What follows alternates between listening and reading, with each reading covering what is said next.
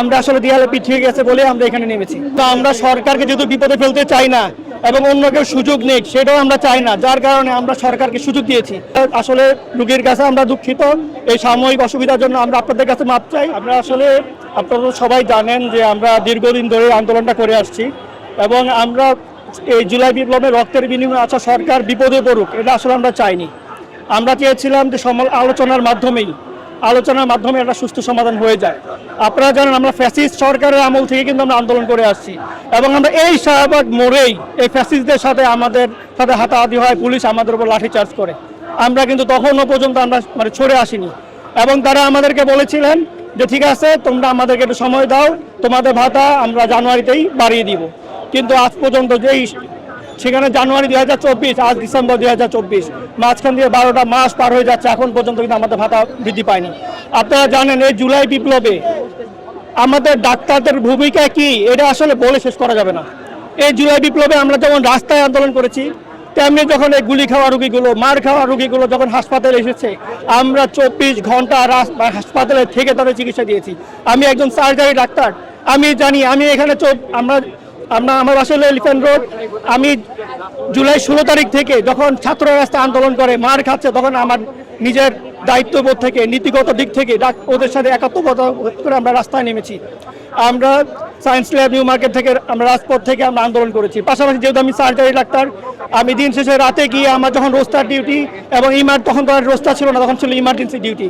যখন গুলি খেয়ে রুগীরা আসতো, ইমার্জেন্সি অপারেশন করা লাগতো, সেখানে গিয়ে আমরা অপারেশন বন্ধ করেছি। কিন্তু কী লাভ হলো? এই জুলাই বিপ্লবের মাধ্যমে আসলে যে সরকারটা গঠিত হলো তাতে তো আমাদের দুঃখ কষ্ট বুঝতে হবে।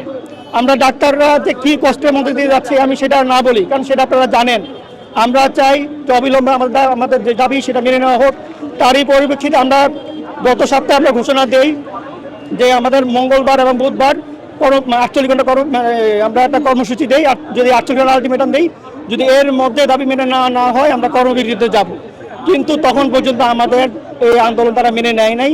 কিন্তু আমরা সরকারকে যেহেতু বিপদে ফেলতে চাই না এবং অন্য কেউ সুযোগ নেই সেটাও আমরা চাই না, যার কারণে আমরা সরকারকে সুযোগ দিয়েছি। আমরা পরবর্তী সেই আলটিমেটামটাকে আরও এক্সটেন্ড করি এবং আমরা বলি যে বৃহস্পতিবার শনিবারের মধ্যে যদি এর সমাধান না আসে তাহলে রবিবার থেকে আমরা কর্মবিরতিতে যাব এবং শাহবাগে অবস্থান কর্মসূচি করব। পরবর্তীতে আমরা সকালবেলা সেই আলটিমেটাম অনুযায়ী সকালে আমরা এখানে আসি।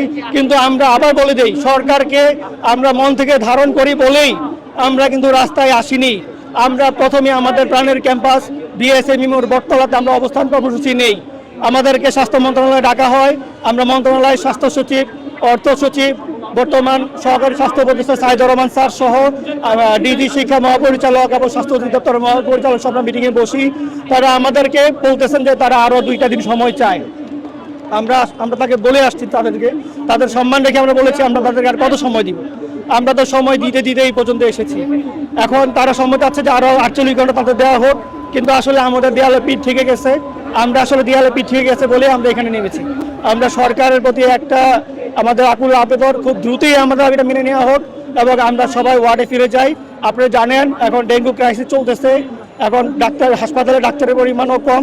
আপনারা জানেন একটা রুগী যখন হাসপাতালে ঢুকে থেকে শুরু করে ছুটি হওয়ার আগ পর্যন্ত সম্পূর্ণ এটাই কিন্তু আমরা এই পোস্ট গ্রাজুয়েট প্রাইভেট ক্লিনিকটাই দেখি। এখন আমরা হাসপাতালে নাই, এটা হাসপাতালের জন্য রুগীর জন্য একটা ভুক্তভোগী হবে। আমরা আসলে রুগীর কাছে আমরা দুঃখিত, এই সাময়িক অসুবিধার জন্য আমরা আপনাদের কাছে মাপ চাই। কিন্তু আমরা চাই যে সরকার আমাদের মেনে নেওয়া হোক, আমরা আবার হাসপাতালে ফিরে আসি এবং আমার দেশের এই যে সাধারণ জনগণ তাদেরকে আমরা সেবা দিই।